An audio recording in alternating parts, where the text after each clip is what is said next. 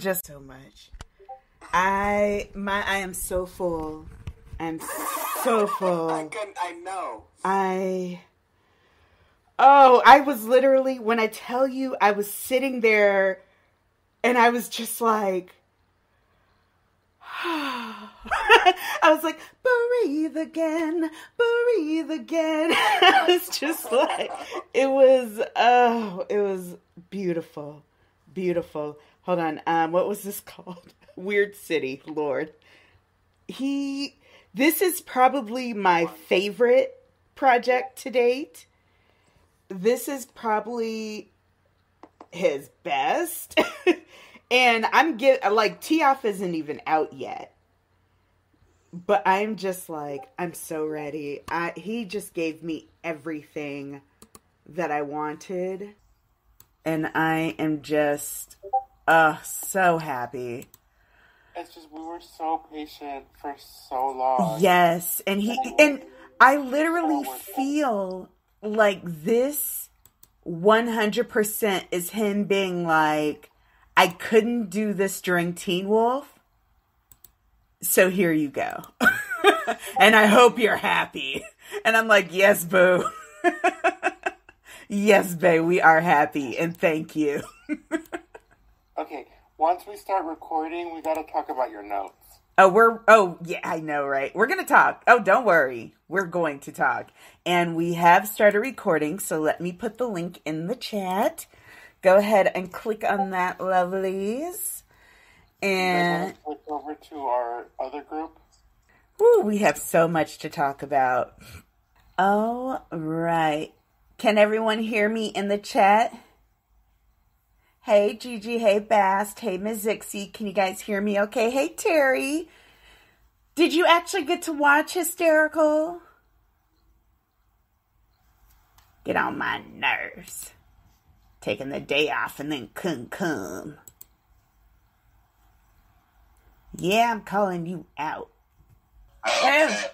We were wondering where you were. I know. I was like, wait a minute. If we're not in the room anymore, then where are we? We're in the other room. Fine. All right. Now I just need to get Philip. Mm-hmm. I pinged him in the room. Yeah. There's so much other nonsense going on. Oh, there he is. Okay. Hey, whoa. Hey.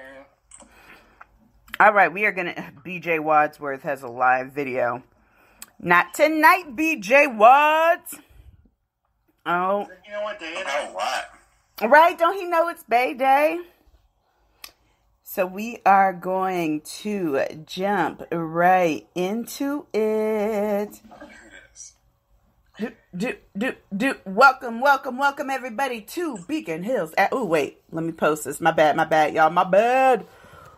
Weird City live cast BHAD on Spreaker. Oh, you okay? Yep. Oh my god, did this finally break? Finally? Oh no. Yes. That means I get a new one. Yay. What is it? The little lap desk that I put to the side of the bed. Dab, got you shook. We have some asked in the inbox, and I can't wait to go through them as well. So I'm super excited about that. Hey, Aiden. Oh, so good to see you. Oh, no, y'all. We are going to spoil this. So if you haven't seen it, you should have watched it. Yeah, we're not doing a Weird City podcast without any spoilers. No, boo. No. Not doing that. Not tonight. Not really. I don't think the AV Club one was negative. We'll talk about it. We'll talk about it because, yeah. Can y'all hear me? Yeah, we hear you just fine. Okay. Yep, perfect. All right, welcome everybody to Beacon Hills After Dark. I, of course, am Sticky Keys. Joining me tonight on this wonderful Bay Day is, of course, involuntary co-host Ethan. Say hi, Ethan. I don't know what I just watched, but I liked it. Yeah.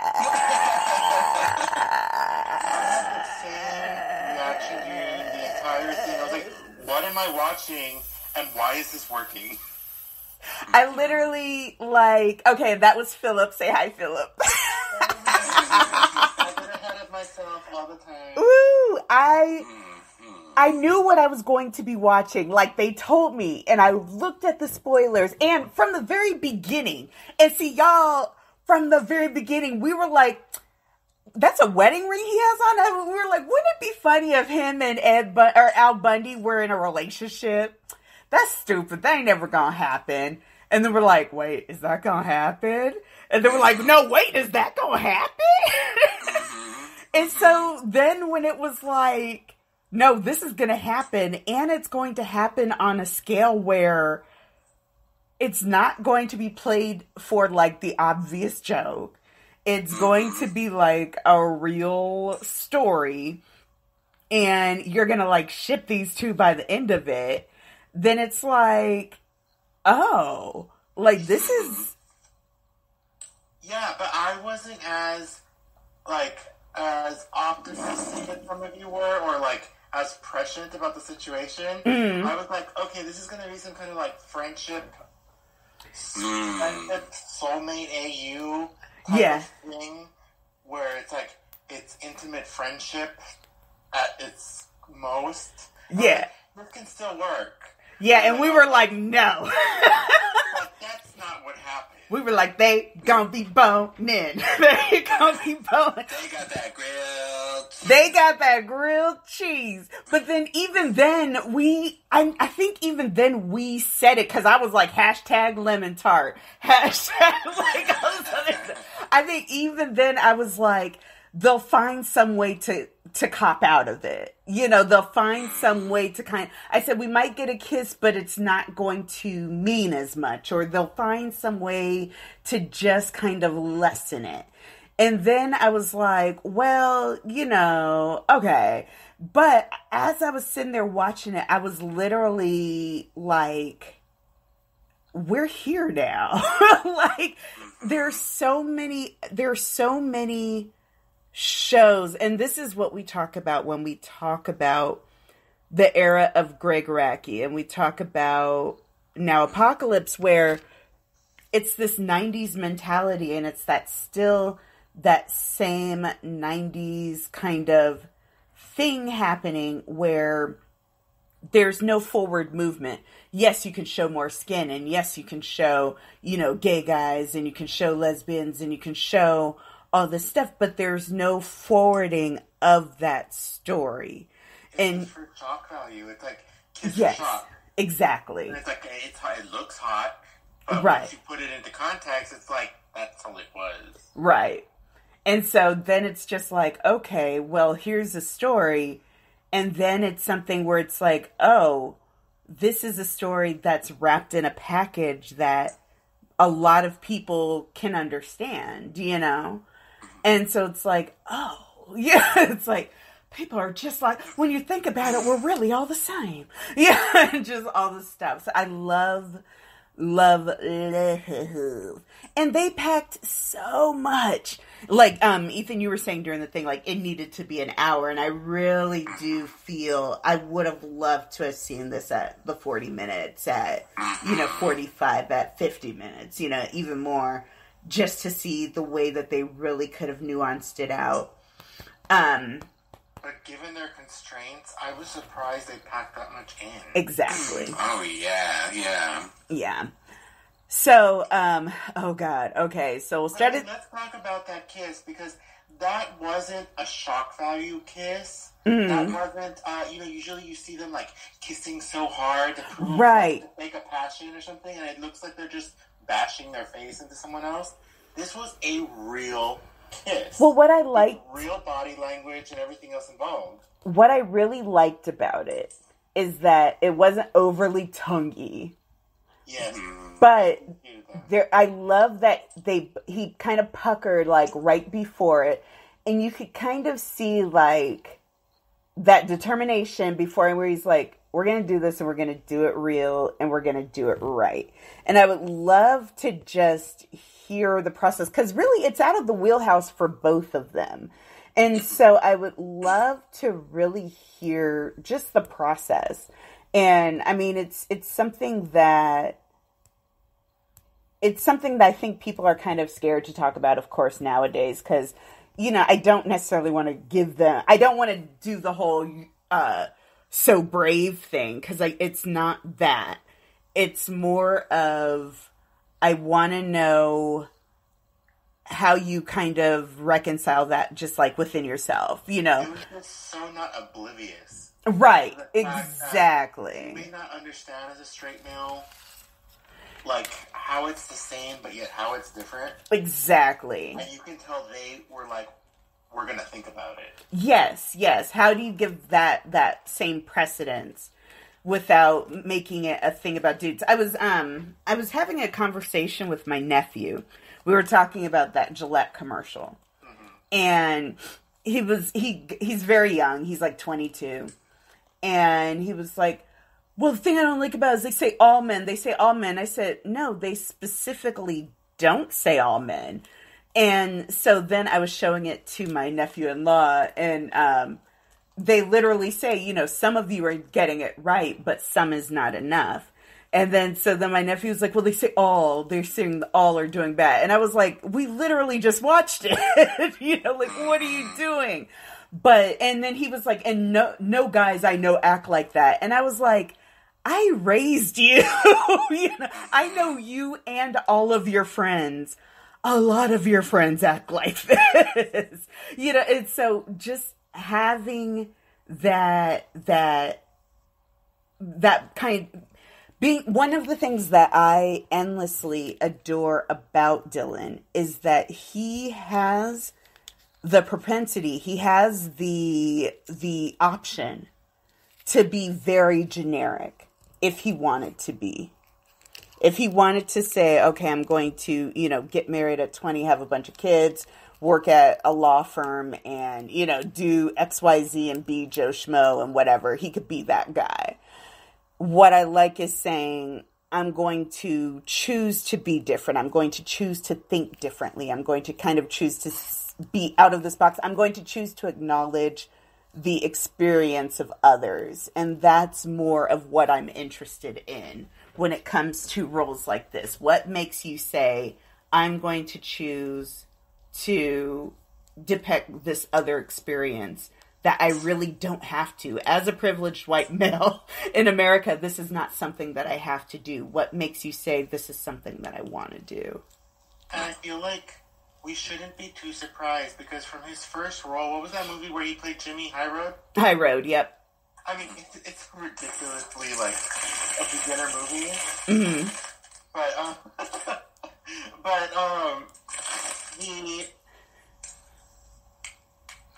He doesn't play that role as flat as that role was written. Exactly. And he went on to do the same thing with Styles, with, like, this, not only the affection and familiarity with other male actors that you don't really see male actors do unless it's pulling a joke. Uh-huh. But, like, considering things like the unfortunate sex scene in the basement of a mental health facility, you know, he thinks of these things in a way more than I think even writers sometimes do. Yes. Oh, clearly. Yeah. He's been growing over time. He could have played generic white boy who gets famous and then just plays generic white boy generic parts, but he hasn't. And we see that from this choice, of course, and then I think from some of the other choices that he's made when we talk about Tioff, when we talk about monster problems and all the other kind of stuff. Even his character in The Internship. Oh, yeah. Was not as flat as it could have been, or it should have been. His American Assassin was different as well. Yeah. What else? They're all, like, he's reading more into it and giving us more out of it than I think what we expect. Definitely. Oh, Miss Dixie. So, I really enjoyed this turn, and I really enjoyed, just seeing him again. Just seeing him again in this thing, hearing his voice and seeing the little ticks and just seeing those little nuances that make Dylan. Dylan, you in that bag. Throw it away, Ethan. Put some in a bowl. We can hear all of that bag. That is the loudest bag It is so loud. My mic is... Oh, I'm so sorry. I was like, what is that? Have you heard of our good Lord and Savior? It's always... Cheddar Cheetos. But it's always those Simply bags. I don't know. It's like recycled material. And it's something about it that is the loudest material on God's great earth. It is so funny. I'm sure I love the dead. Whatever. I love it. I love it. We're trying to talk about the Bay, Ethan. So no. But yes, I just love all the little ticks, all those little things that he does just normally with his face that I just missed. And that it was just like, it was just like a homecoming. It was just like, and just seeing him just grown up and being like, I love it. I love that little trill thing he did at the beginning, that little, I can't even do it, but I love it. And I'm just like, I love it, huh? I heard it. I love it. Ethan does it sometimes. Do it for us, Ethan. Oh, Yes! I love it. Oh my God. Hey, Pints. And on these affection levels, that when it started with the half hug, and then it keeps growing and growing. And the thing is that you can hug someone and they're stiff a lot of the time in these same-sex role relationship roles, but like they're both leaning into these hugs. That's why holding it for comfort. Like, it was beautiful. They just went in 100%. And it wasn't overdone, though. It wasn't like 150%. It was exactly 100%. They, from the very beginning, though, and that's what I actually loved about Bert's line when he was like, when they, after grilled cheese, Stu was like, well, that was crazy. And then Bert was like, well, not so crazy. And he was like, you haven't thought about this before.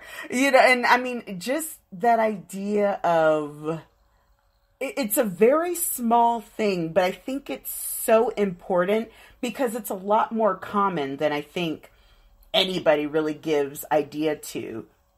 The thought that, people automatically kind of put themselves in boxes and say, oh no, I'm gay, I'm straight, I'm this, I'm that.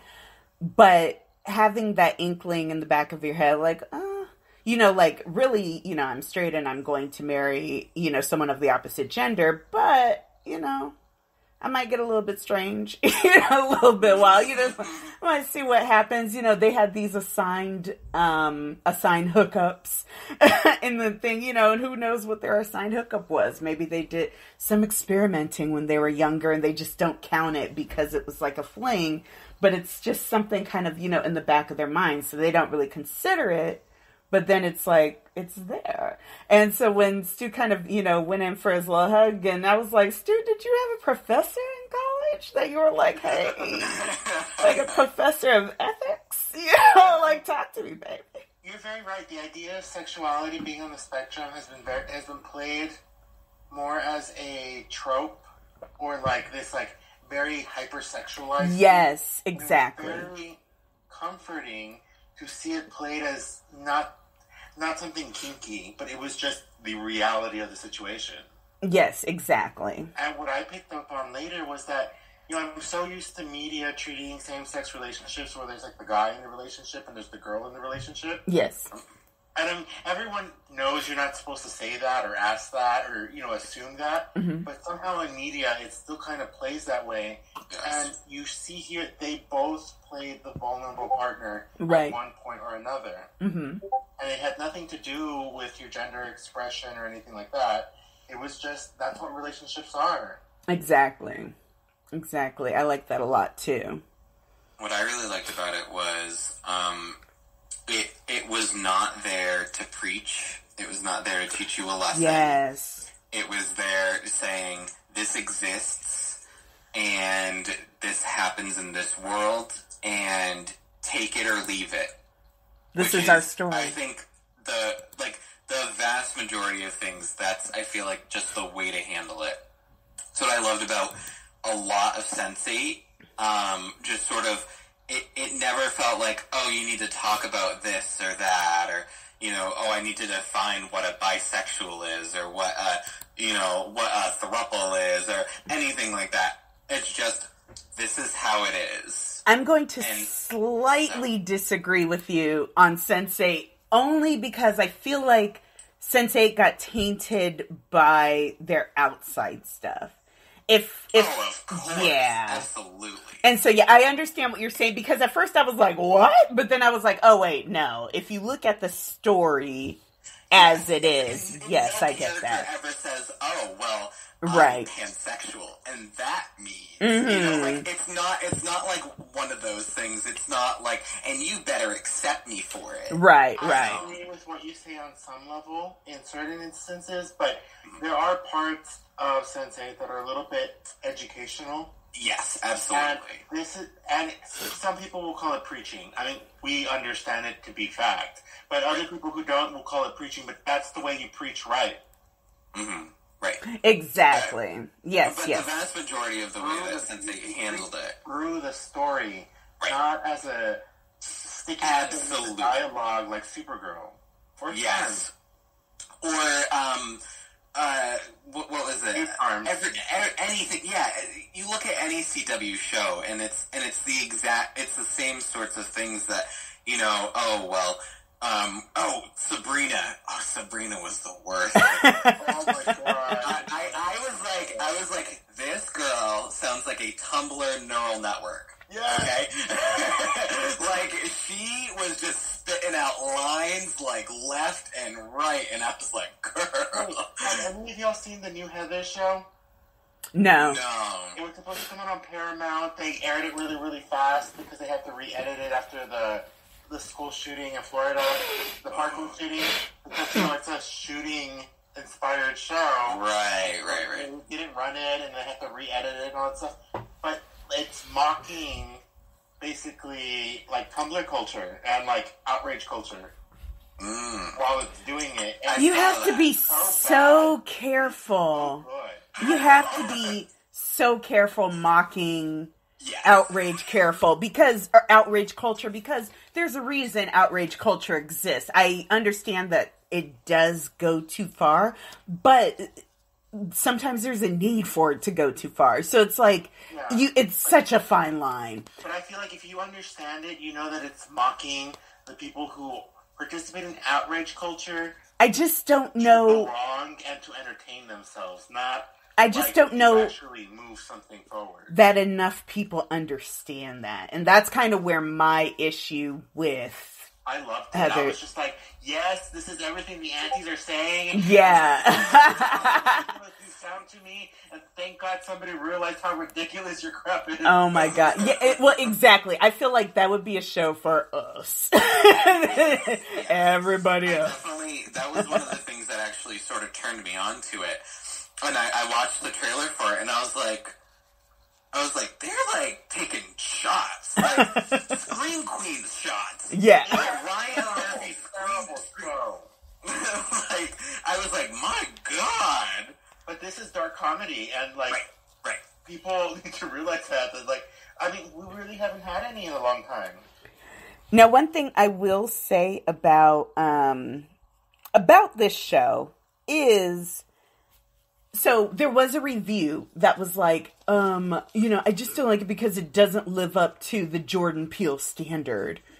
And I was like, let's talk about that because... Yeah, let's unpack that. Yes, because when we talk about Jordan Peele standard, we need to remember that Jordan Peele just got a Jordan Peele standard.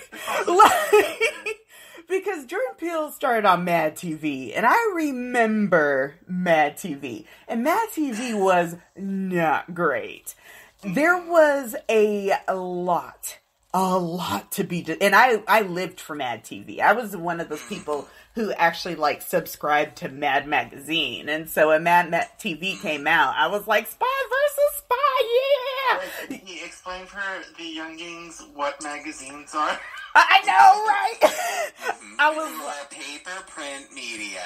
See, and then they came in these floppy, big kind of things. That's how Sticky discovered homosexual man. Yes, because I was at the Barnes and Noble and I saw Colton Haynes in an issue of XXY. Oh my God, me too. I will never forget that. And I snuck it into an issue of Martha Stewart Living. And then I stole both of them because I had 2 copies, and my parents destroyed both of them. Yeah. Oh no! Oh my God. Okay, Ethan. We have to take a quick detour. Ethan, do you have a story of your parents finding porn and then making you destroy it in front of them? Nope. Really? How did you? All internet hoes. See, that's because you're young. Mine. That's I because had to burn my nifty fic because I was to print it out in the barbecue pit, and there was so much of it, and it burned so hot, it burned through the pit. I would have thrown myself on that fire. I know that struggle. I remember printing Nifty Fic at the library when there were dot matrix printers. I'm talking line by line. Oh my God, Sticky. You had no chill whatsoever. And I am talking, I remember I will never forget, my first story I ever printed was this one called Chuck. And this was back when they had servers on the internet. So it was like libraries.gaycafe.com/nifty/ and it was like a specific server that you had to log into. Yes, Pints, you know what I'm talking about. But no, I will never forget it. There was a lady that lived across the street and we were helping her clean out her garage. And in there we found this tape and it was some porn. And so of course we all watched it and it was hilarious. But I made the mistake of putting it in with my other porn. And so I had this box and then I had a foster sister. And she got mad at me and went and told my mom that I had this porn. And so my mom was like, Stacey, I need to talk to you. And I was like, what? And I went downstairs and she was like, Stacey, are you gay? And I was like, what? And then she showed me the box, and of course there were just dicks galore. And I'm like, Mom, these are men. Like, what do you think? Bless her heart, rest her soul. I know. Oh my mama. And she was just like, I just don't know what to do. And so she took out the scissors. And she pulled the tape. And she was like, I'm gonna have you cut through the thing. And so I was kind of, and then she took out the magazine. She was like, cut it up. And I was like, Mom, no. And so she made me. How old were you? I had to be like 14 or 15. But I had to cut through Colton Haynes. I was so sad because I did not, because that was the only copy of that I had. And so it wasn't until later that it was revealed that even happened. And when that was revealed, I was like, oh, I had that issue. And my mama made me cut it off. I was so upset. Oh, memories. Yes. Oh, man. Anyhow, if I ever meet Dob, I'm going to ask him what his story is. Miss Dixie, that sounds par for the course for you. Right? Mm-hmm. Yeah. I won't even read that one. Yes. Oh, my God. Yeah, and straight people used to have the nastiest porn. I could not deal with it. And so that's another reason, actually, what drew me to gay porn, because the straight porn was just, ugh, I couldn't do it. This actually segues very nicely into a point that I wanted to bring up. Yes. Which is the female gaze in commodifying gay men. Say that again. Wait, Gaze or G? Yes. Okay, there we go. Gaze, yes. So, I being the drama queen. Yes. I was like, let me take to this here Twitters.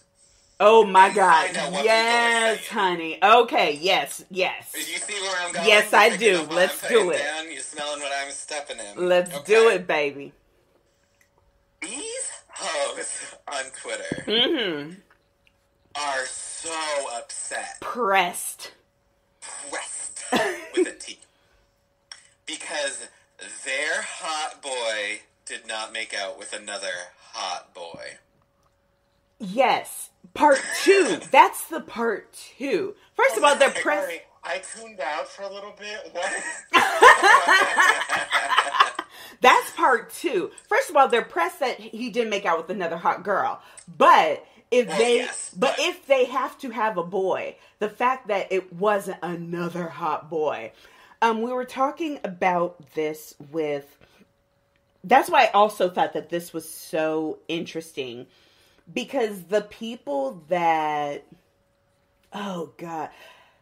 Because I get it to an extent of... Oh, we want him to have a gay role. We want him to have a gay role. Well, we want him to be with someone that looks good. It's like, well, if he has to be gay, he should be with someone who looks good is what it comes out as. And I'm like, do you understand what you're saying when you say these things? It's not, someone that's happy, someone that treats him well, someone that's consensual. It's someone that's hot. God, Sticky, call me out. I don't know. Oh my God! Well, no, not even. But I mean, I didn't mean I could only. Well, no. No, I know you're not talking about me. Yeah. I was one of those people when I saw the preview, where it was hinting towards it. I was like, okay, I will watch this and it will be good. But couldn't we have gotten a young, hot Derek Hill lookalike? But or even Ian Nelson. But I was like, but then I watched this, and the whole time I wasn't thinking anything but this is freaking adorable. Mm-hmm. And I haven't seen this before. Yes, and that's because why I've seen the Sugar Boy and Sugar Daddy. Mm-hmm. I've never seen this. That's why I said that I feel like anyone who has a problem at this point hasn't watched it. Because it was so well executed. It was so well done. And I understand, we were also talking, someone was like, I don't see why, it's not weird that I have a problem with the age difference. And I'm like, okay, it's not weird that you have a problem with the age difference. However, they're both adults. And I told them, I said, for the record, if it were that Dob was a woman and that, Ed was a man, I would be a little bit turned off until I saw the rest of it, because that thing has been so tainted by the power dynamics that you can't get a clean story out of that without knowing the context. Even society-wise, there are power dynamics in same-sex and in male-female relationships where if the male's older, society has a way of not listening to that younger woman. Exactly. Or just blaming her for anything that goes on. Exactly. Gay relationships, I think, can be a little bit different in that, or people are just used to them being perceived differently in that situation. Mm-hmm. So there are power dynamic issues, but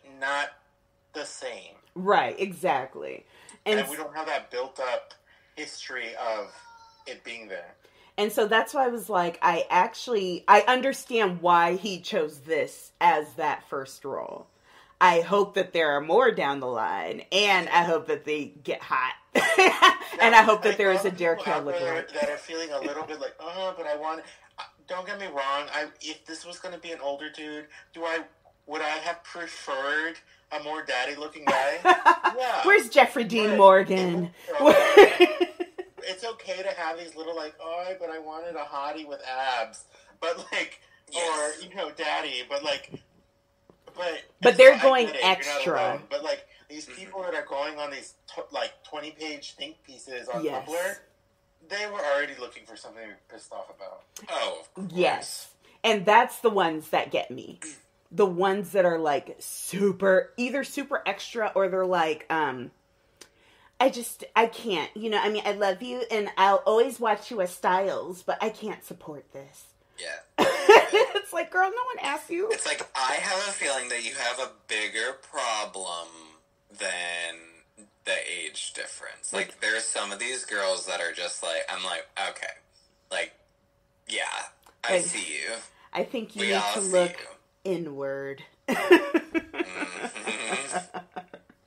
Yeah, there are some people, and that's what I said, like, at this point, we were talking about just Jordan Peele in general.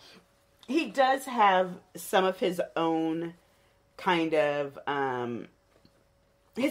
tics that serve to kind of take me out. There are little things that were a bit too on the nose, that were a bit too first draft for me.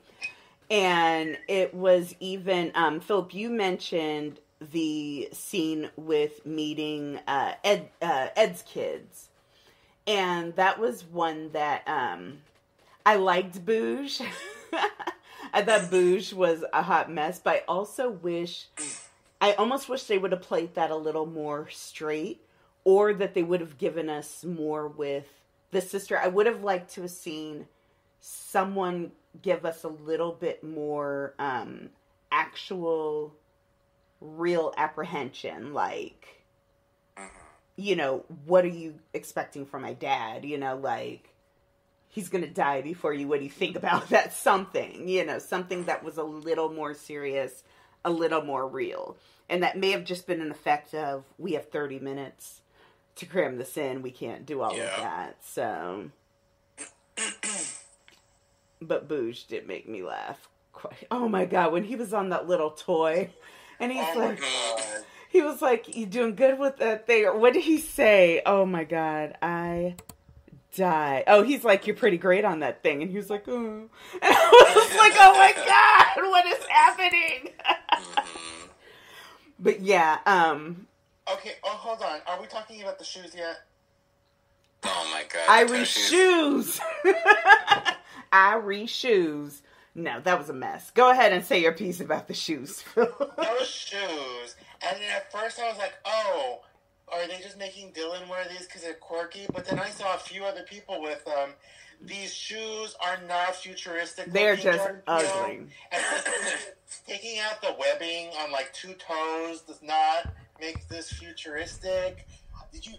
The only reason I forgive you is because Dylan has this cute little waddle while he's walking. Yes, but he couldn't walk in them. It was so funny. I was like, you can't walk, boo, or you can't run.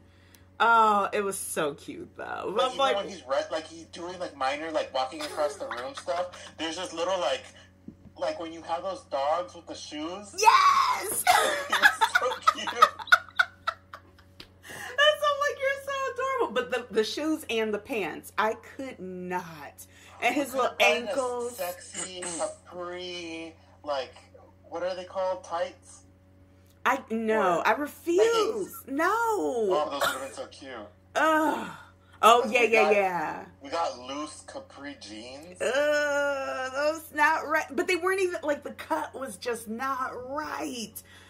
Oh, but I will say his nipples were on shout mode, and I was here for it. Oh, the shouty nipples. Yeah. That medallion. The dipples. I Yes. didn't like the medallion as much as y'all love the medallion. I love the medallion. Yes. But this time, woo, I thought it was hot. that medallion spread out, and it was just right. They trimmed it right. Jordan, someone on that staff reads fanfic. They read Dylan Sterek fanfic. They knew what to do. They said, Dylan, we know what the girls like. We are going to do buzz cut. We are going to get your medallion in shape. We are going to get your arms and your chest just right. We're going to get your dimples intact. We're going to put you in this blue to let your eyes shout. Ooh, when he was in that chair. Know what the boys like to hear, the girls like to hear was what the boys like at the same time. It was like equal opportunity. Yes. You understand, like, everything. The booty was on pop.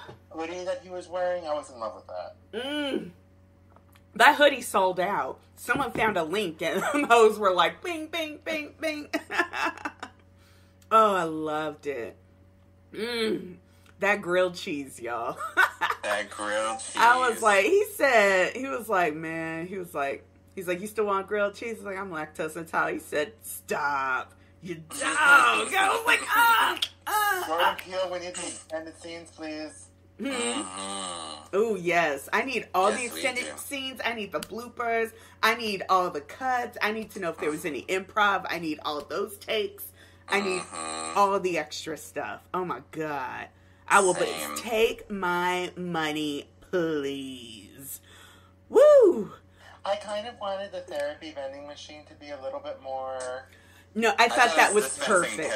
I thought it was perfect. It said your inability to let go is holding you back, and he started crying. I was done because I'm gonna pretend that there's some kind of chemical in that little receipt. No, it was perfect because it's basically commentary on like the little how they have it where like they'll text you now and you can do those like what did he say? Glad I made your night better. Ooh, yes, baby, you sure did. You sure did, and I thank you so much.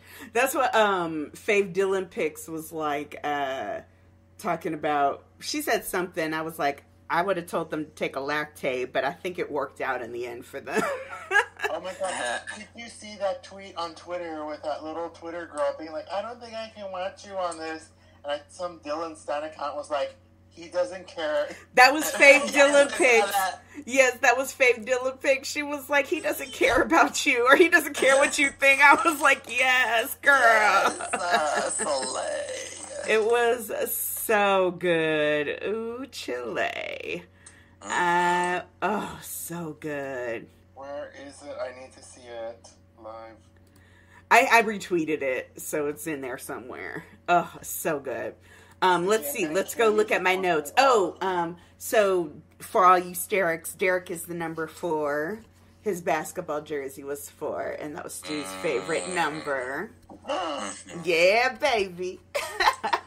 You're right. They totally did a little, like, fanfic. I'm telling you, someone knows. Because someone was like, I can't believe they did the fanfic trope of, I'm not gay. Oh, wait, maybe I'm a little gay.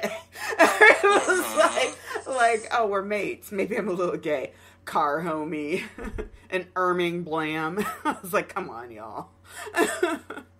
Oh, but we also need to talk about Stu being like, oh, I guess we're not mates anymore. Let me go find this girl and bone her in like a day. I'm like, dude, calm down. So that's why I don't think he boned her. I think they just got naked and got in bed.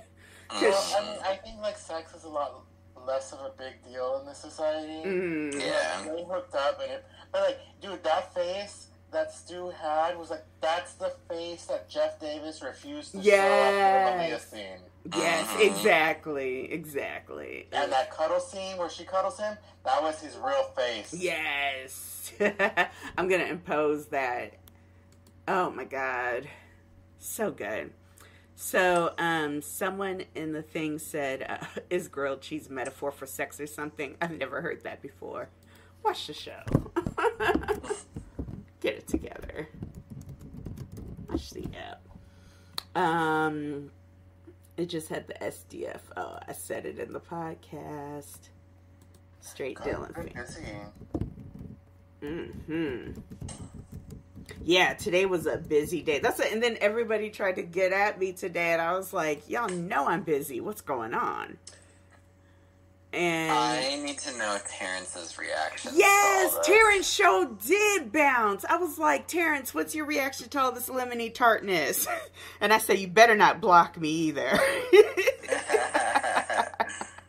So he has been real quiet. In fact, let's see if we can harass him. Is he replying to anything? So great. Here, let's see. He's too busy drooling over Richard Madden. Doing what? What's Richard Madden doing? Literally just posing in a picture. Yeah. Is there a new Richard Madden pickup? Yeah. Wait, I know Phil's like, huh? He's not. I mean, like, yeah, but... And he does that little face where you just want to be like, Oh, it's okay. I can't tell if that's the face that he's doing in the picture. He does have a girl next to him, so it's impossible. So it's possible. Why would you do this to me? They're twin cousins. What is this faux heteronormative crap? I think they are clones. I'm gonna go with their clones, and I think that it is self-cess that he's in love with himself. The commercial dude. I'm here for that. Well, they really make him up way too much, too often. Richard Madden? Yeah. I mean, I ain't against it. I will never forget my favorite scene with him ever was in Sirens, when he runs into that bathroom stall with the other dude, and he turns around and the other dude turns around, and then they both look back at each other like, wait, what? Yeah, they're both bottoms. Oh, that was so good. It was just iconic. Just absolutely perfect. And just the look, it was so good. And I was like, this, and that had to be, what, 10 years ago at this point? How long ago was that? Not that long ago. Really? You think so? Sirens? I have no idea what you're talking 2011. Richard Madden's in it. He's gay. 7 years then. So not bad. But yeah, but still, like, dang, 7 years. Oh, that was, so I've good. only seen that scene. I know. I think that's the only scene I really remember. And then they had a show on USA that was actually pretty good. That was based off of that, but it only had like one gay character. And I'm like, come on, Neil. And he was black. I was like, what's happening? Oh, I like yes, it when Miss they Dixie. just put all of their diversity into one character. Right. Ms. Dixie says, Sticky, was that your mental image when Heck and Colton try it? I was like, yeah, pretty much. That was the other thing that I said about the show that I loved, was just very casually winning every single diversity and inclusion award effortlessly. And without making a big deal about it, without, it blaring, just having people of color and people of disparate sexualities and sexual identities and race and ethnicity, and just kind of all intermingled and intermixed. Every episode kind of showcases someone else, and everyone gets equal footing and equal billing and, just equal representation. I absolutely adore it. Oh, the episode is over 46,000 views, which honestly, middle of the week on a Wednesday is fan-freaking-tastic. The end of a work and YouTube is terrible at updating view counts. BT dubs. Ooh, I didn't know that. That's good to know. Oh, that is great to know. Because this afternoon it was like 31,000. I was like, for middle of the day on a Wednesday, that's great. And I know I, for one, was like 3 of those views. Oh my god. I was like, look at her, look at her. Oh, so my Sterek Thoughts. So I'm actually probably not going to Sterek this one. I think I'm going to keep this in the Stu Stalinsky realm. Nice. And yeah, someone actually had a very good headcanon that they loved the idea of Stu bringing home Bert, and then Styles bringing home Derek, and being like, so our age difference isn't so bad now, is it, Dad? Sheriff being like, I hate you both. I also like the idea of Sheriff and Styles and Derek kind of living below the line, because Derek's a werewolf and that's like uncouth and unseemly, so he lives below the line. And of course, Styles is a freedom fighter and blah blah blah. And then Stu and Bert kind of have their own adventures where they live below the line. And I really want to write out that grilled cheese scene, and because I want to know how they got from the lab to grilled cheese, and I am very excited about that. So, Philip, what's up? What do you think? The Now Apocalypse official trailer has 45.1 thousand likes. Guess how much the episode of Dylan's Weird City has? The episode that's under a paywall. Oh my god. 7,000 likes. Wow. That's what I'm talking about. That's what I'm talking about. You can't even like the thing if you don't have a subscription. Speaking of which, let me go like it again. You're like, oh. Thanks. Okay, Kerr. Okay, Kerr. Hold on. Let's see if Terrence actually didn't ignore me. He hasn't seen the app yet. Get it together, Terrence. Oh my god. Terrence needs to add himself to our Live Watch Facebook groups. We can't pretend he doesn't know when they are. I know, right? He's gonna say something like, alright, let me watch y'all's white fave. Yes. I'm gonna beat him to it. Watch our white fave. Please. And his old white lover. Women lover. Did you see Fridge talking about it's not baiting, it is gay? I'm like, you dummy. No one thought it was baiting. Even I didn't. Like, when I was watching the little thing and I had, like, the lowest expectations for it, I knew it wasn't going to be baiting. It was just going to be... I thought it was going to be something different and forward-thinking, like... And it was, but, like, it was gay, gay, gay. He's so very... You know, and there are people... The funny thing is that he thinks he's very, No, he thinks that he's very, like, brand new. Like, oh, I'm very unique. He thinks he's unique in doing this. He does this thing where he's like, oh, I don't watch any of the previews and I don't read any of the articles. I just kind of ingest it as it comes. And then he starts watching. He's like, oh, this is a lot like Black Mirror. Only it's kind of funny. It reminds me of Hang the DJ. And I'm like, you read that from every single article. Everybody knew that people have been saying that this is like a funny Black Mirror. When, like, a couple days earlier, he was dissecting the article that Dylan posted and, like, talking about how he couldn't find any other article that corroborated it. I was like, you have proven that you have been following this. And you didn't look, because there were, like, several other articles. So it's just like, what are you even talking about right now? And that's why I'm like, when you get to the point that you believe your own crap, when so much evidence stares you in the face, it's just like, there's no point in dealing with you anymore. Really honestly believe that most of them actually now believe their own lies. Mm-hmm. The only one who I for sure think doesn't believe their own lies is Peele. He's intentionally doing it. Yeah. Like, I think he's trying. Not like Scott. He's just using him as the front for his, like. Yeah. I think he's trying very hard to believe his own lies, though. Did I tell you he was... Oh, wait. No, I'll tell you about that later. But yeah. Anywho. Okay, I need to know about this list that you left me in Discord of notes. Yes. With no actual, like, expanded information. I'm like, what? Why? The Hoechlin stan in me cannot let this go. I know. I think I was like...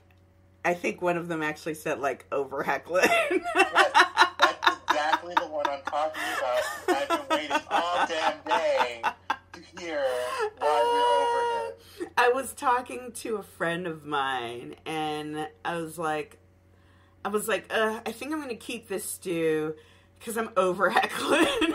And she was just like, what, you're over Sterek? And I was like, I'm never over Sterek. I was like, but I just don't feel like dealing with Hoechlin right now. Uh-huh. And then I was like, so how do I reconcile this? So I was like, I think I'm going to deal with just Stu. But he's just been getting on my nerves lately. And so I feel like, but I also feel, he hasn't been getting on my nerves. It's just that he hasn't been doing anything. And I don't know, except for cons and stuff. I was going to say, he getting that con money. Exactly. I think his last movie just got released, like, last week, but okay. But we saw it, and it's like, okay. Yeah. Thought it should have been. Yeah. It's alright. But again, no, okay, so that's actually what frustrated me about it. Because again, his acting has gotten better. But to what end? You know, so I'm like, your acting has gotten better, Hoechlin, but why? What do you want to do with this? Where are you going? But then I actually said, because Melissa Benoist, she just got engaged to Monmon in real IRL. Oh. And so I was like, maybe it is her holding up the Superman thing. So maybe that's not his fault. And maybe she's like, I'm going to get this checked because I want my dream wedding. You know? And I'm like, okay. And so, but again, I just like, I have no idea what you want to do. And so I was like, he's one of them dudes. So I'm just like, I'm going to close my eyes for a minute on you. And then maybe when I open them, something else would have happened. You know? And so that's just like, ugh. But, yeah, I'm just kind of waiting. Just kind of waiting on him. But I have started reading fic again. And I hope to start writing again. I was kind of waiting for some job stuff, and that was getting very frustrating. And I've just kind of been like, you know what? I just got to get in and do it. So I'm excited about that. But y'all saw the boy shrug off a big bet. You know what? Well, let's see. What else? What else? Yes. So Derek should be above the line, but, you know, he got all that angst. So he lives below the line to punish himself. Because I will always love Derek Hale. Oh my God, and that's why they never run into each other. Yes. Wow. Love it. Love it. Because when Stu was 18, Derek was 21, and that's when Derek had enough of above the line, so he goes down below the line. Yes. But Derek noticed something. Some boy crossed the way, but he was so angst-ridden when he was crossing the line that he just never thought about it again, but he's always been pining. Oh. And then Styles finds him. He's like, aren't you? He's like, didn't your mom invent that remover app? And he's like, what? No, and then you know what would be perfect? Styles is, like, dressed like he's below the line, so he can have fun with everyone there, and then Derek feels betrayed when he finds out he's an above-the-line guy. Ooh. The drama. I know. And he's like, no, he's like LA face with the Hoechlin booty. He's going to be like above-the-line face with below-the-line booty. Yes. I am here for that pining. Right? Oh, my God. Ooh, speaking of which, Mojo Flower is writing a fic called Pale Moon, and it's based off the Jeeves and Wooster books. I'm not as familiar with them, but it's very much like aristocratic, blah, blah, blah, and of course it's Mojo Flower, so it's like super angsty.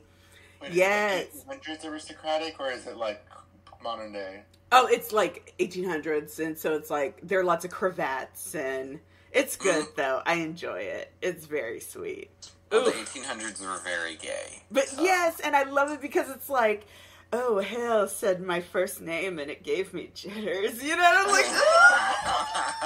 I love it. Yes, yeah. Feel that ankle. He was like, right? He was like, you should start calling me Derek. And he was like, okay, Hale, I mean, Derek. Yeah, I'm like, ooh, I love it. And then, yeah, showed some ankle. And, then, I've been going through the touch starve tag in E, which has brought up a lot. I know, right? I'm like, yes, give me some cuddling, boo. And, I'm having a good time. Mm-hmm. So I am very excited. It's been a good week so far. We haven't got the antes, have we? Huh? You haven't told me what's going on with the antes. You said we got a lot of accidental headcanons from the antes. Oh yeah, that's what I was saying. Yeah, the Benjamin Button AU. And I was like, because that was my first thing. I was like, yes, DH Derek. Derek was cursed as a werewolf, and he got super aged, and now Styles is like, we have to fix you, but then they can't find the cure, and Styles is like, Don't diss on the belly. That's my belly. Oh. And he's like, and I'm going to love you regardless. Old, young, and then the six-pack comes out.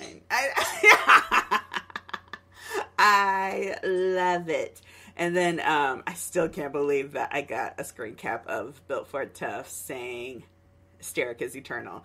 And I edited the screen cap so it's actually spelled right. And so, like, in a couple of weeks when they forget, I'm just going to start posting that one. Like, remember when you said this? Ding! Remember when you posted this? Ding! Oh, I can't wait.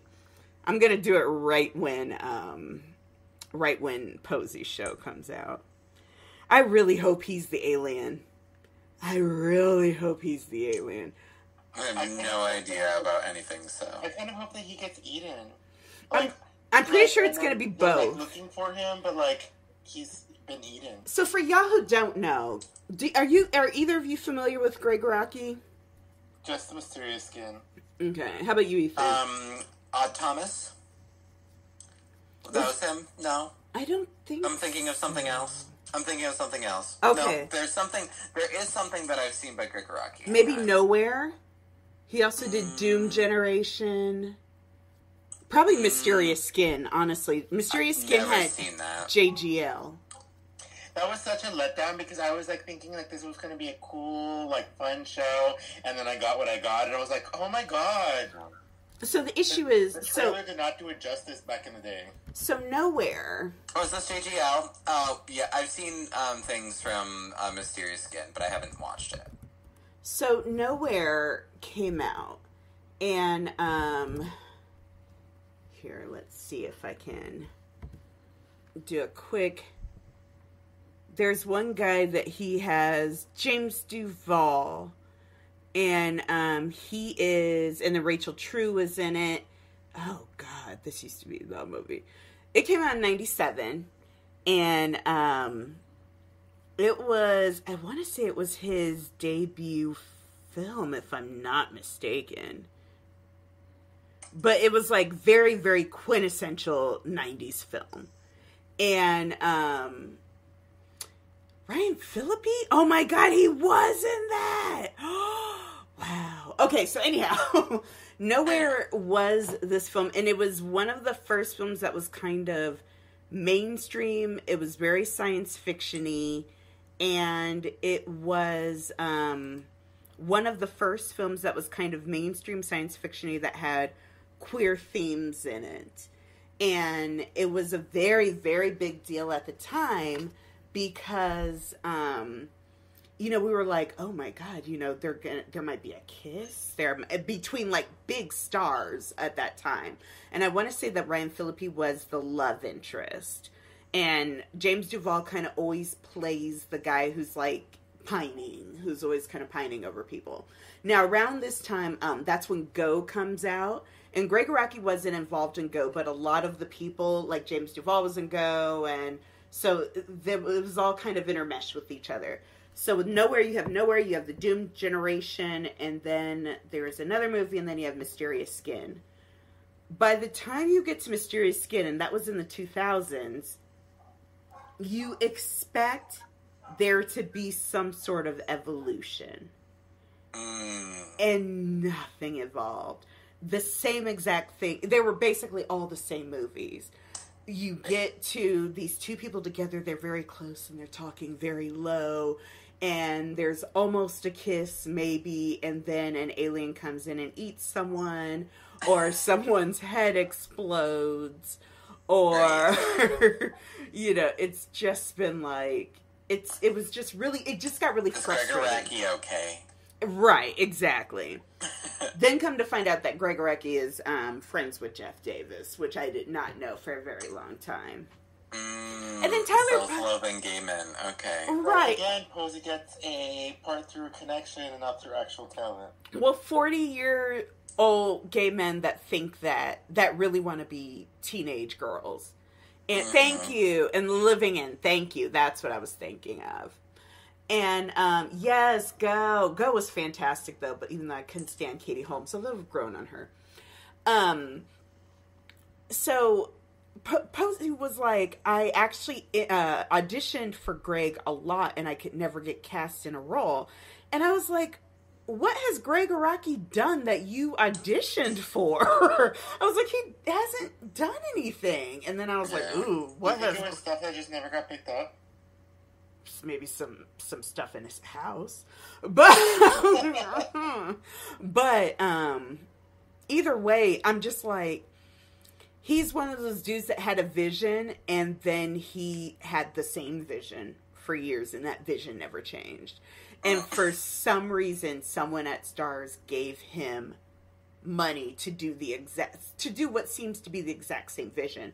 Because now we have this 90s nostalgia, but they're trying to reenact the ironic 90s in this kind of, who cares, let's do this backlash the outrage people. Like, they're making jokes about, oh, you should have stayed on meth because that was such a good diet for you, kind of jokes, you know? And it's just like, I don't know if those are jokes you want to be telling because these kids listen and they think it's cool, you know? And so I'm like, yeah, you're gonna have a bunch of people that are gonna die and they're gonna do a lot of really stupid stuff. And that's not what the irony of the 90s was about, you know, when we go through this. And so that's really a lot of my beef with Gregg Araki. And then to see kind of Posey on this. So now we have the interviews that have been coming out about it, and they are not favorable. Don't worry about it, Ms. Zixie. But they're not very favorable. And the aunties have been very quiet about these interviews. And, of course, we had an interview, and Posey says this, and on the surface, it almost sounds okay, but then the second you start to dissect it, it just falls apart. And this is Posey's eternal problem. Here, I'm gonna find it real quick. This was in was it Vanity Fair? Yeah, the Vanity Fair video. He said, and then he asked if I wanted to be in the show, and I read the script and I fell in love with the character. I had never done anything like this before. I never played a gay role, and not especially one so involved. And it's on Starz so they can show skin. And I was like, oh my God, this is kind of intense. But I fell in love with the role. I fell in love with the idea of being a gay character. While I'm a straight guy, and being able to inspire somebody who's afraid to come out, or say, hey, that guy's really comfortable with his sexuality. Maybe I could be too. And I love the artisticness of the show. And then he goes on to talk about butts for a very long time. I just hate that it comes off. It doesn't come off. It is him defending himself for playing a gay character. Yeah, it's a self-defense. Why defense? I mean, I think we're a little past that for like 5 years at least. Well, anytime, any interview, any sentence that starts with, I'm not gay, but, I feel it's kind of unneeded at this point. It really needs to be turned, it really needs to evolve into, although I'm not a member of this community, I want, like... Or you don't even have to say that. Like, that doesn't, because ultimately, we need to get away from, this character isn't about you. Your job is to represent that character. That character doesn't represent you. And we've fallen into a very bad pattern where when an actor plays a gay character, that gay character represents them. We've fallen into that role, and we've allowed that to happen. And so what needs to happen is the reverse of that, where we say, I'm an actor, I'm showcasing this gay character, but that gay character does not showcase me. Because every time someone plays a gay character, the first question they get asked is, are you gay yourself? Why? Why is that a thing? That makes no sense. What did you draw from while portraying this gay character? It's like... That's crazy. It's always a fishing question. It's such a fishing question. Exactly. Or like when they asked Daniel Radcliffe, like, how do you kiss a guy? Like, how do you prepare for that? And he's like, exactly the way you would for a female kid. Well, that's what Colin Firth said. They were like, how do you prepare for kissing a guy? He was like, exactly the same way you prepare for kissing a woman. What are you talking about? Yeah, he was like, I'm an actor. What are you saying right now? But we've gotten so used to, that being part of the conversation. And it needs to stop being a part of the conversation. Or we need to start putting the focus back where it needs to be. That's what they're like, so many actors have to come out as straight now. And I'm like, no, they don't. No, Mendez. Thank you! That was PR mess. Oh, such a mess. Of course. And then they had to drag out poor Teddy Geiger. Oh my gosh, she had to go to so many of his concerts and go get up on that piano. It's like, I love Shawn Mendes. And I'm like, if you don't let that girl go home to Stevie Bud, and where they could go and have their fun and be in love and let that girl go sit down. Oh. I mean, all I gotta say is, Sean, is don't travel around with your boyfriend and tour with him. Thank you! You don't want us to ask questions. I totally sympathize with Ethan's agreeing, everybody. Ethan is nodding his head up and down. I see it. I have no idea what it's like to be in that situation, to have that many eyes on me, and to have a million people telling you you will ruin your career and break your contract if you do this. But, like... Oh, well. You gotta watch what you let people put out about you, too. Because, I mean, that article was bad. Trash. That article was straight trash. And it was the kind of trash that people didn't realize was trash till later, so then it lingered. No, I knew right away. And well, yeah, we knew right away. But that's the thing, is that he's shown in the past that he knows better. Yes. So the fact that he allowed that to come out was a horrible look for him. Garbage. Okay, but back to Posey, like, I understand that sometimes people need to acknowledge that they are not a part of the community themselves. I don't know. That they have to... I think the only reason you would acknowledge that you're not a part of the community is to say, because I either don't understand or I can't take the successes of that struggle. You know what I mean? Like, yes. I can't take part in the, I can't take the oh so brave, the hashtag so brave. You can't put that or on like, me. You need to show, like, I needed to do some real research into what my character psyche was, because I'm not part of this community. Right. And I acknowledge that I live with privilege because I don't have to explain all these things in my daily life. And if you turn it into that kind of conversation, I can get behind that, but that's not what this was. But this whole, I'm such a good gay guy that I'm going to convince other gay kids to come out of the closet. And I was like, is this before or after you came out as a lamp? Like, what are we talking about?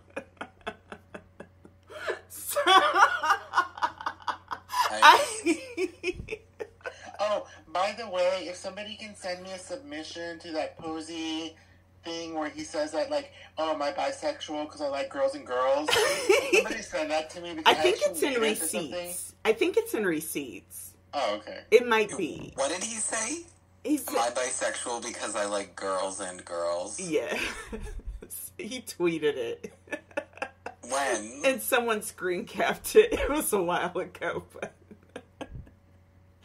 that boy's messy. Can they attach like a breathalyzer to their phone, to Twitter? Can it work when he's high too? Yes, right. They need to monitor his THC levels. Yeah, seriously, because oh my god, that boy's voice, y'all. And you know what? I've been watching Russian Doll. Yes. And I've been trying to, like, get through it, but it is wild. Is it? Yes, it is. And, the lead character in that... I love Natasha Lyonne. Who? Natasha Lyonne. Yes, she Natasha Lyonne. Wild. She's the main character. Oh, I love her. Her voice is wrecked. Yes. Holy Mama shit. smokes all the packs a day. She does. Yeah. She does. And I'm like, God bless. I used to have a branch manager who was a heavy smoker. She was in her 50s and sounded like that. Yeah. And Natasha is like 37. I'm like, Mama, what did you do? Are you sure she's that old? Oh, yeah. Okay. 1979. Okay. She's a little bit older. Then she's like 40. She just turned 40 maybe. Or she'll be 40 this year. 1979. Yeah. But woo! Yeah. I was like, excuse you, is she really that old? He young. I'm a little babu. Yeah, babu. Oh my God. But no, I was talking with someone who shall remain nameless. But y'all know who it is. So, and they were talking about Fareed's article. And I know that there were mixed reviews. I found it to be hilarious. But I will say they were talking about, well, his article, I said, if you know anything about Fareed, you know where this came from. And I said the first article I felt was definitely rushed and was definitely reactionary. And so I said, even at the time that it was released, I said it felt rushed and it felt incomplete. And so while I agreed with it 100% and while I found it hilarious, I also knew that I understood it because I know who he is. I knew that an outsider looking at it may read it a little bit differently. Now that coupled with the second article didn't present the best look, but if you took the second article on its own, it was a lot more researched. It presented specific views, and on its own, I think it actually put across more of what he wanted to say. And so the person I was arguing with it about was like, well, I don't have that background on him. All I saw was what he said, and so I don't have the benefit of that. All I know is that what he said affected me, and it hurt me. And so how am I supposed to know that everything he said, he may have only been talking to these specific aunties, but he said all Scott fans, and that's who he was talking to, so that's what I have to believe. Do you have any idea how that feels? And I was like, yeah, it's almost like he called this bizarre, weird, and twisted. And he was like, well, I'm going to ignore that because that's different. And I was like, oh, explain how. Explain how it's different. I said, so someone wrote something that you didn't like. You didn't understand the context because obviously there was something else going on that only you were privy to. Evidently, I said the only difference is I understood what was going on in the background. You didn't. And so you have this sudden insight that he obviously meant something else, and that he was obviously talking to someone else, and he was misunderstood, and he clearly didn't mean all Sterek shippers. And the problem with that argument is that when you try to look into Posey's Bizarre, Weird, Twisted, and you try to place it in context, it gets worse. It gets worse. It just does. And so I'm like, no, we're not, you can't, it's the same thing. It's the same thing. So I'm just like, you're not going to give me this, I can't understand where you're coming from because this is so different. I'm like, no. It's still trash. I'm like, the only difference is mine is actually backed up because I know the person. You don't know Posey. You have no idea what was going on in his head. You're making a lot of assumptions based on this really wild allegiance coming from absolutely nowhere. So. I'm like, I totally get having a fave, and there are some unfortunate parts of that fave that you just really, really don't want to think about because then it would ruin, the experience for yourself. And I have people like I'm fans of, but I would never not acknowledge something messy. But what yeah, that happened, and I hate it, and I prefer not to think about it. What I can't abide is that the double standard? Yes, is that I can ignore this part of my fave, and so therefore you have to ignore it too. Because it's like, what he said reached far and wide. That was a very wide reach. No matter how you choose to take it, it was a wide reach. You can't pretend that it didn't happen. And so it's like, well, yeah, you have to... Just me personally, I love Hoechlin, but and he is nothing comparable to Posey.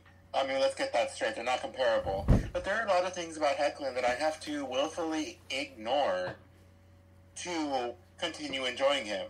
Well, you know that I don't deny that they're there. You know, there have been times where I was ready to hone me off. But that's the other thing about Hoechlin, is he knows how to go just far enough and then when to pull it back. And he was just like, because even with his little apology, he was like, I don't understand why people think we don't like Sterek. And I'm like, because he actively didn't like Sterek. But I'm going to give it to you, because you said I'm sorry. you apologized. He put a lot into that. Exactly. You said very ill-informed, incredibly ill-informed. I took it, and I'll run with it. You did the right thing.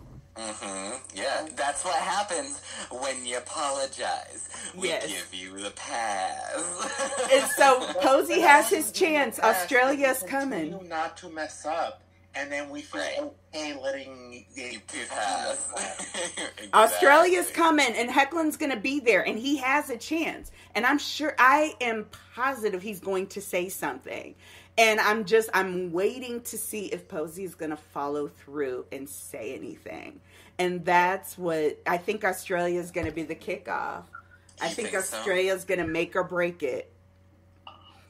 I don't think so. I think that Teen Wolf is so far in their rear view at this point, at least for, like, anything but money.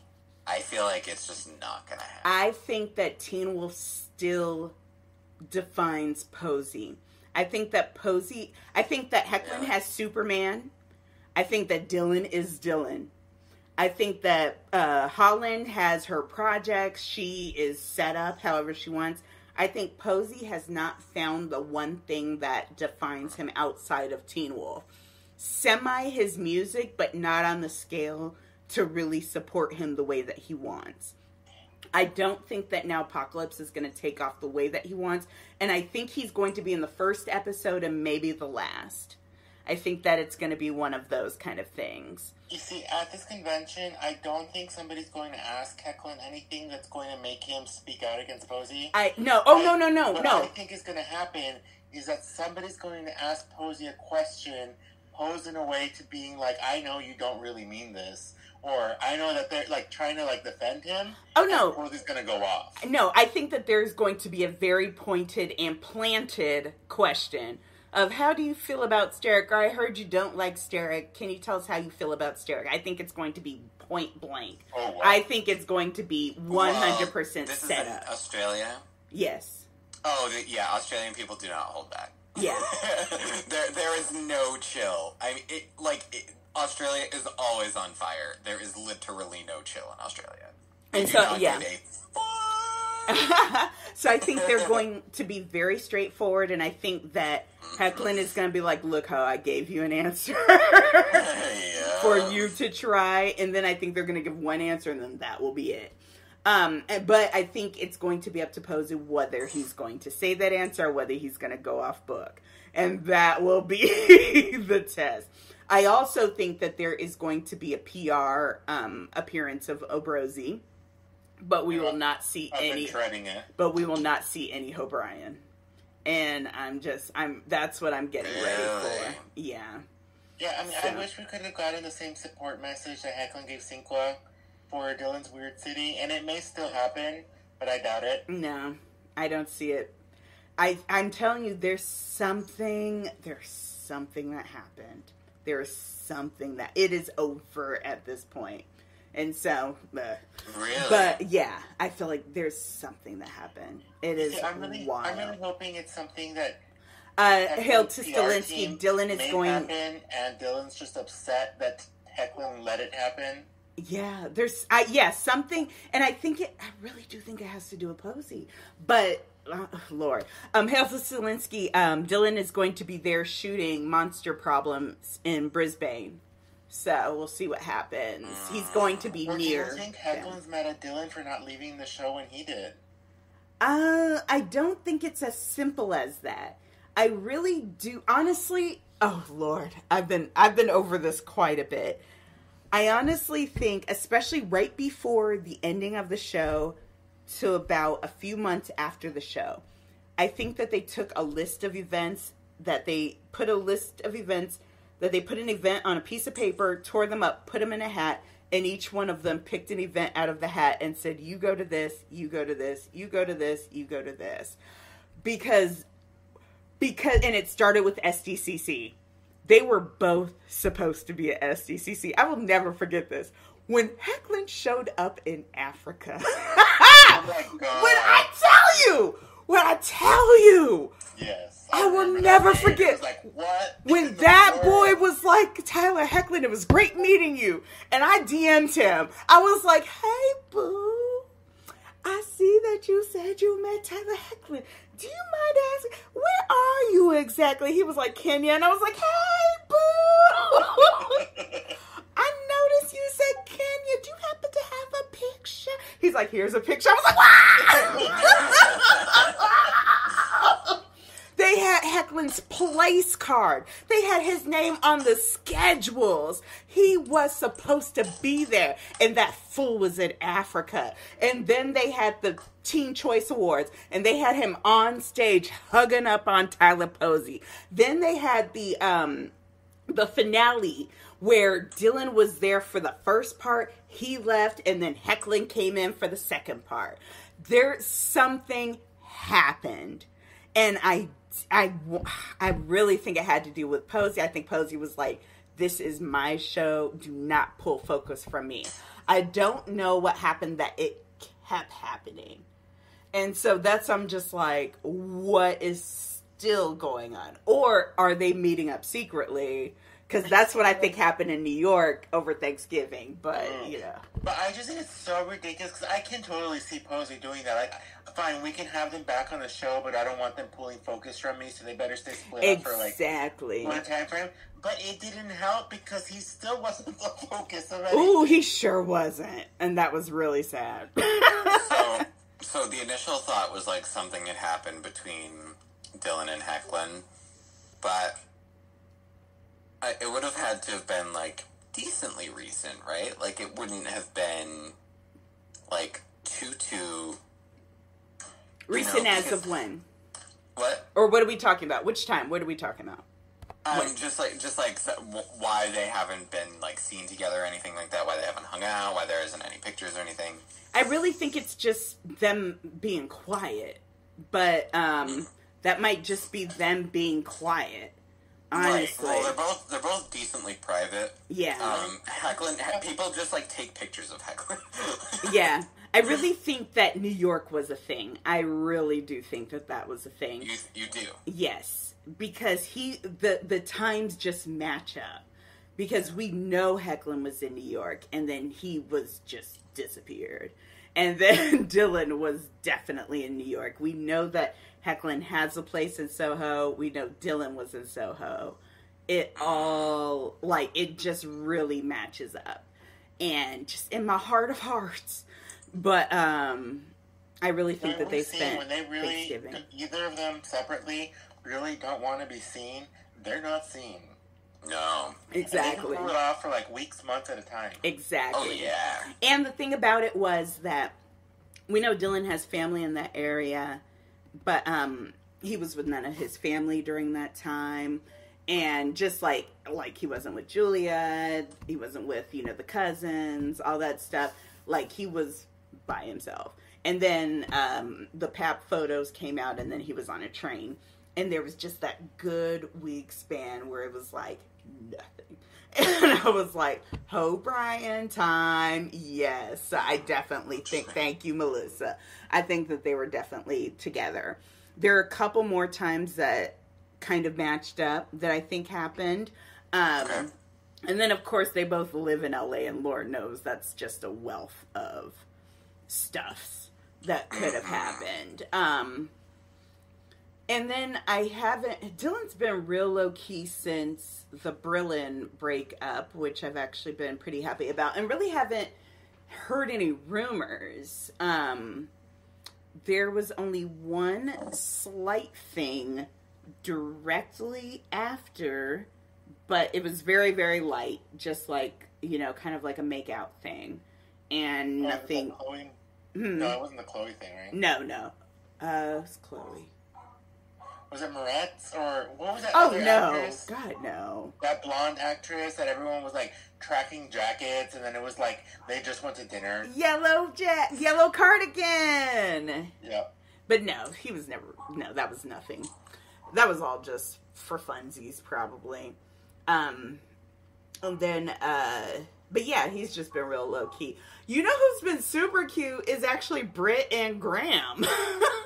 They've been actually super adorable, which I have a lot of theories about that. Woo, okay, that's going to have to be another night, y'all. I don't even follow that stuff. Like, once you're out of the orbit, I'm like, okay, I will peripherally follow you just to see if you go back into orbit, right. But I don't care. Ooh, but let me tell you what has been fun lately. Monmon. Patty Monmon! Woo! That girl has been fun! Monica Clark. She, Hoechlin's last beer, the Aussie beer. She has her bestie mate. Her and Jar Jar, JJB, we call him JJB. His name is Jared, but he kind of looks like Jar Jar Binks. And he's got these big old watery eyes. But they went to Tulum together and we're all up on each other. And it's so funny because at all the extra Hobrien talk, they're always like, Hoechlin was down there. But I'm like, if you saw her with Jar Jar, you know good and well that Hoechlin was not down there. But yes, so they were besties, but then she unfollowed him and deleted all his pictures. So we're like, what did Jar Jar do? And then she showed up in some lingerie, some red lingerie that showed half her mound. And I'm like, girl, this is Instagram. What are you doing? I don't need to see any of your mound. And I'm like, it's a lovely mound. I'm sure Jack and Jill had all the fun rolling down it. But I don't need to see it. But, oh my God.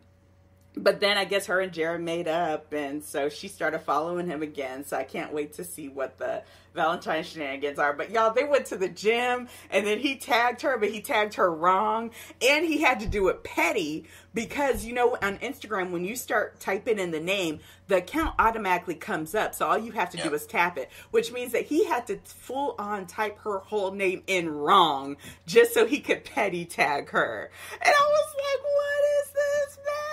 Oh, so good. I love it. Hoechlin wasn't going nowhere near that mound. But he said, I will not be breaking a crown today. But she's given, because at first I was ignoring her for a while, but she's actually been pretty entertaining lately. Oh my God, her latest Valentine's Day thing is like she sent in her own ask. And she said, when your man tells you he's gay, and then it was like, I can't remember. On Valentine's, what is it here? What was your worst, funniest Valentine's Day story? Was the night my boyfriend decided to come out of the closet. I was like, Mom, stop giving your own stories. Yes, I love it. So good. Ooh. On that note, it's a fantastic day today. Thank you so much for coming out, you guys. I really enjoyed this. Please support watching the rest. We really want to give all the episodes a fair chance so we can get more entertainment like this that's diverse, that is entertaining, that is thoughtful, and that is a lot of fun. So, on that note, say good night, Ethan. Good night, everybody. Yay. And bless this Dob day. Yes, payday. Woo, woo, woo.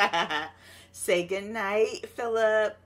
Good night, everybody. Yay! Woo! Send me asks because I'm bored. Huh? Oh, people send me asks because I'm bored. Oh, yeah. Oh, yeah. Don't send me asks because I'm going to read fic and then go to sleep.